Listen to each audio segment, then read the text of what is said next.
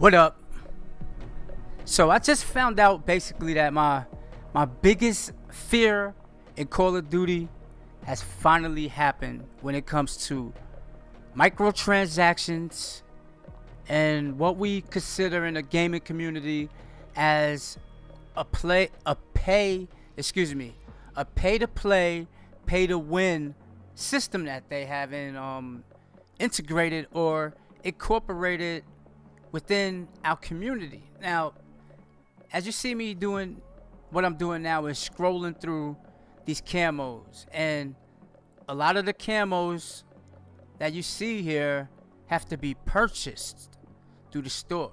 So it's kind of crazy to me that this occurs. Now, right here, you see the submachine gun, the Ripper, right? Well, the Ripper, as you see, is an OP submachine gun. Just look at the stats on the Ripper. Look at the damage, look at the range, mobility, the accuracy. Look at it. It's unbelievable, ain't it? Now, this commentary is just going to be talking a little something about what I feared the most. Now, what I feared the most is happening right now, where you could pay and have the advantage over the opponent. To me, it's not fair. Like, some people are not going to be able to afford things. There's a lot of kids that play the game and they can't afford to be paying for the maps and, you know, for extra guns or whatever the case is. You know what I'm saying? Some parents are like, no, we already spent $60-something on your game. We're not going to add another penny to it. You know what I'm saying? Because then you're going to want more and more and more and more and more and more and more. Now, let's talk about these squad points. Call of Duty, what I would like for you guys to do for us is maybe when you prestige and you're at the master prestige, the highest prestige that you're at, and sometimes we'll have like 6,000 squad points. Why don't we use some of those for these camos that you guys are releasing? Not DLCs, but some of these camos. Because at this point, the gaming community, I'm not going to say we're fed up, because we all love gaming. We're going to play. We understand it's a big money machine, okay, yada, yada, yada. However, let's think of it in these terms.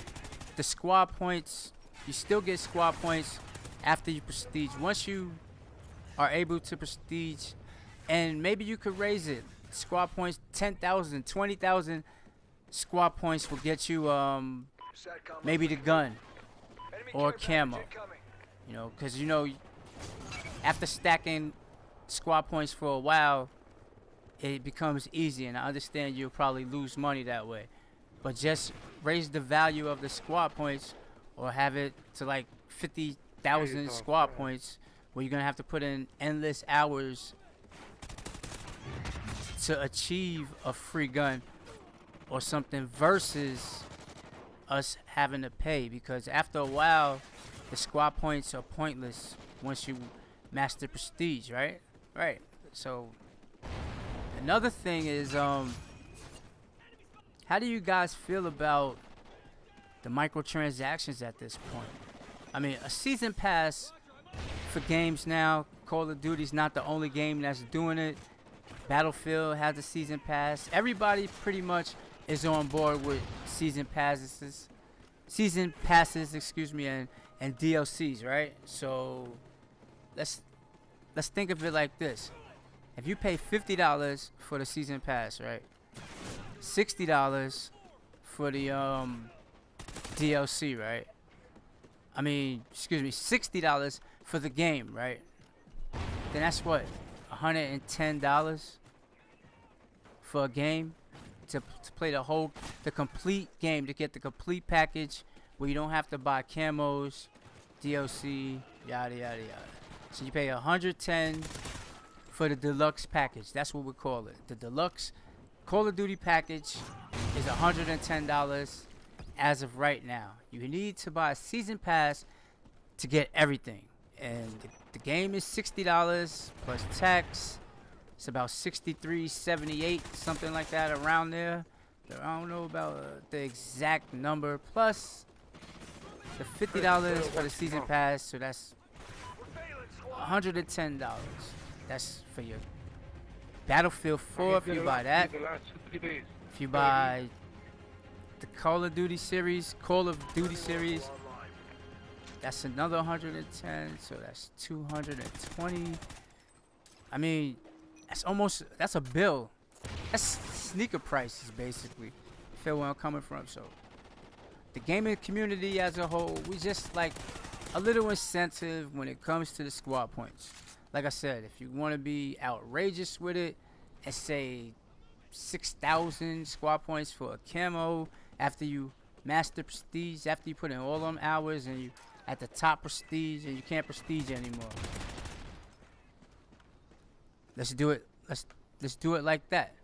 So I don't know if people is gonna be on board with this or not, but the pay to play, pay to win system that I most dreaded has finally arrived. And when I saw the Ripper, and I was like, oh man, here we go. So now you could pay for a gun that's just so OP. It's overpowered.